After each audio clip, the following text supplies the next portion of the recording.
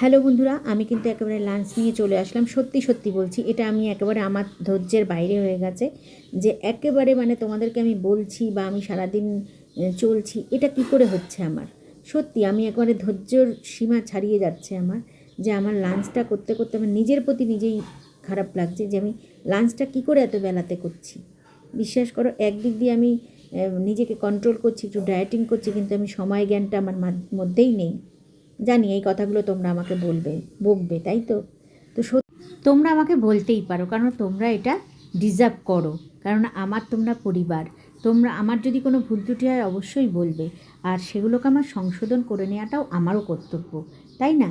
তো চলো, আর বেশি কথা বলবো না। আর গলার মধ্যে তো সারাক্ষণ এই একটা বেল্ট তো ঝুলতেই থাকে, বুঝতেই পারছো, কারণ ফোন টোন আসে, তো সবসময় ফোনটা হাতে উঠাতে পারি না, তার জন্য এটা নিয়ে নিয়ে ঘুরতে হয়। ঠিক আছে, বুঝতেই পারছো এবারে কিসের মতন বেল্টটা লাগে, বুঝতেই পারছো। আর জল তো আমি সবসময় ওয়াটার এই বোতলেই খাই। আর আজকে রান্না হয়েছে দেখো, ভেন্ডি ভাজা, একটা নিরামিষ সবজি, যে সবজির মধ্যে আমাদের বাড়ির রাই শাক আছে, লঙ্কা আছে, কাঁচা লঙ্কা, সমস্ত নিরামিষ সবজি দিয়ে একটা নিরামিষ সবজি হয়েছে। আর একটা ডাল মাখানি ছিল, গতকালকে বানিয়েছিলাম, আমি টেস্ট করি, মানে আমি খাইনি, সবাই খেয়েছিল, ভালো বলেছে, তো আজকে আমি সেটা একটু নিয়ে টেস্ট করলাম, সত্যি ভালো হয়েছে। আর ইলিশ মাছ নিয়েছি, ইলিশ মাছটা দেখো নিতে গিয়ে একটু ভেঙে গেছে, যাই হোক ভাপা করেছিলাম। তো শোনো, ইলিশ মাছের একটা কাহিনী বলি, গল্প।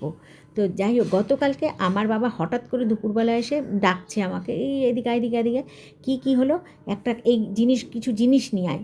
সেই সব জিনিসগুলো আমি সরঞ্জাম সব রেডি করে ফেললাম। বাবা জানো কী করেছে, সবজি এনেছে অনেক, আর 4টে ইলিশ মাছ এনেছে। আমি বললাম, তুমি 4টে ইলিশ মাছ আনলে, বলে শোন তাহলে, বাবা যদি কোথাও যায় না কখনো, তো যদি দেখে রাস্তার সাইডে বাজারের সামনে দিয়ে আসছে তাজা সবজি, বাবা অবশ্যই কিনে নিয়ে আসে সব সময়। এটা বাবার স্বভাব, এটা আমিও করি, আমারও ভালো লাগে তাজা জিনিস দেখলে কিনে নিয়ে আসতে। তো যাই হোক, কালকে বাবা বাজার করে অফিসে ছিল, হঠাৎ করে বাবার কে বন্ধু বান্ধবের মধ্যে কে একজন বলেছে যে অমুক বাজারে পদ্মার ইলিশ পাওয়া যাচ্ছে, বিক্রি হচ্ছে, আমি নিয়ে এসেছি। বাবা বলে, শিগগিরই চলো, গাড়ি বার করো, আমি যাব। আমরা কিন্তু জানি না বাবা চলে গেছে। বিশ্বাস করবে, 4টে ইলিশ মাছ কিনে নিয়ে এসছে, তার মধ্যে 2টো এনেছে গোটা, 2টো পিস করে এনেছে। তো আমাকে বললো, 2টো এইভাবে তুই ফ্রিজ আপ কর, তাদের কাছ থেকে শুনে এসছে কীভাবে ফ্রিজ আপ করে। তো সেইভাবে পদ্ধতিতে আমি সেই 2টো গোটা মাছ ফ্রিজ আপ করে রাখলাম। তারপরে যেগুলো পিস করে এনেছে ওখান থেকে 2টো ভেজে দিলাম বাবাকে, ছেলেকে।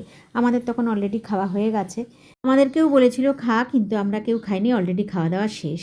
তো কি বলবো বন্ধুরা, পদ্মা তো দূরে থাক, পদ্মার ধারে কাছে দিয়েও পাস হবে না, একদম গন্ধবাস কিছু নেই। আজকে ভাপে রান্না করলাম, দেখলাম যে কিছু যদি হয় না, কোনো রকম সেরকম কিছু না, মোটামুটি কিন্তু খেতে তো হবে বলো। এই হচ্ছে ইলিশ মাছের ঘটনা। তো টাটা বন্ধুরা, অন্য আবার নেক্সট ভিডিওতে দেখা হবে।